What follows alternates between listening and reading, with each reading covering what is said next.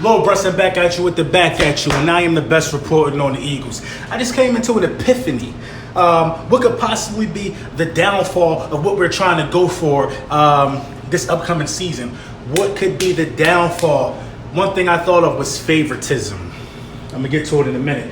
I feel like that we had these fan favorites and these players that we've grown so accustomed to loving, but they might not be the best at the position anymore. We have to put the best people in the position so we can succeed. For instance, it would baffle me if I seen Jalen Mills struggling and still getting a whole bunch of time. I feel like Jalen Mills has lost some time on the roster. Let's be real, man. Let's call a spade, man. I feel like Jalen Mills has lost time on the roster. I feel like Mac Hollins has lost time on the roster. You know what I mean? I feel like, to an extent, Tim Jernigan has lost time on the roster. But out of all of those people, who I would like to see get the best opportunity to shine and redeem themselves, it would be Tim Jernigan. For the simple fact that Tim Jernigan was hurt.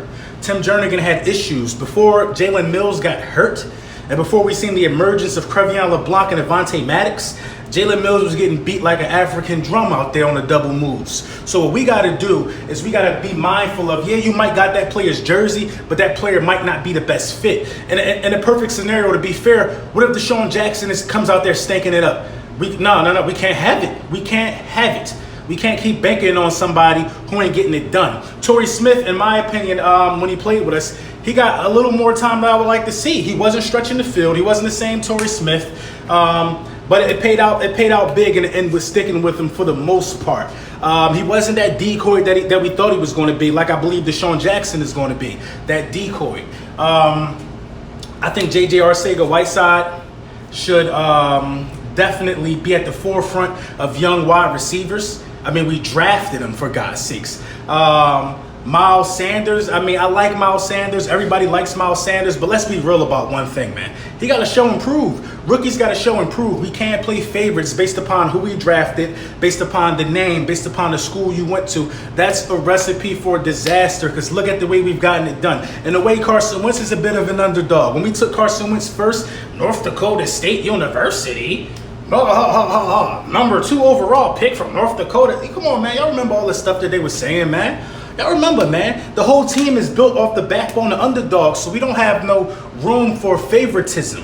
We just ain't got that room for favoritism. There's only a few people on our team who I could say was drafted and wasn't an underdog from the time they stepped on the pro football field, man. Probably Fletcher Cox. That's the only one that comes to mind right away for me. Jason Peters was an underdog, undrafted. Probably one of the greatest undrafted players of all time, going into the Hall of Fame.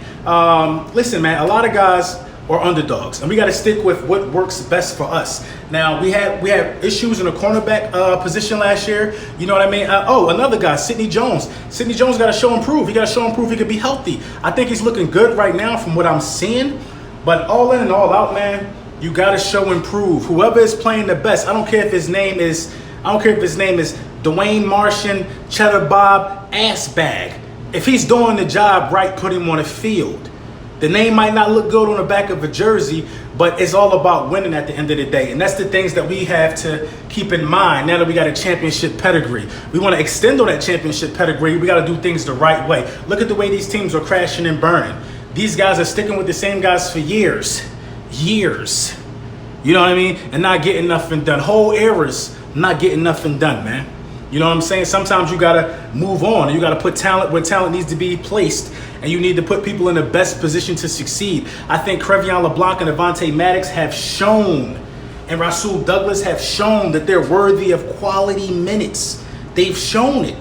They've shown that, you know, Jalen Mills' days might be numbered at the cornerback position. Malcolm Jenkins was drafted as a cornerback. A coach decided to do the smart thing and put Malcolm Jenkins somewhere else, and his career has blossomed. Multiple Super Bowl champion. You know what I'm saying? Let's do right by Jalen Mills and put him in a position to succeed. I don't think it's at the cornerback position right now. I just don't believe it's at the cornerback position. But we'll have to see. Maybe they give him another shot, but I don't see why you would do it personally with the way the season went for him. You know what I mean? Is there even room for him at the safety position with Rodney McLeod coming back and Avonte Maddox basically really being able to play cornerback and safety to the same level? Is there room for him there? You know, so the message of the day is put these guys in position to win. You put these guys in position to win, and all things can happen, man.